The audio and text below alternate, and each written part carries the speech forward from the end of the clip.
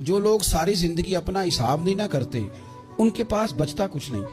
پہلی بات تو یہ ہے کہ ہم ساری زندگی دوسروں کا حساب کرتے رہتے ہیں، نتیجہ یہ برآمد ہوتا ہے کہ بہت سارے لوگ آگے گزر جاتے ہیں اور ہم حساب کتاب میں رہ جاتے ہیں۔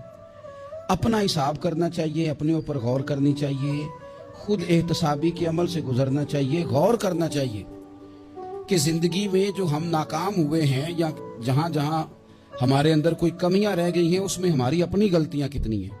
وہ لوگ اپنا محاسبہ نہیں نہ کرتے، ان کی تعمیر رک جاتی ہے، ساری زندگی گزر گئی لیکن اپنا محاسبہ ہی نہیں کیا، اپنے اوپر غور ہی نہیں کیا۔ من عرف نفسہ فقد عرف ربہ، جو اپنے آپ کو پہچان جاتا ہے وہی رب کو پہچانتا ہے۔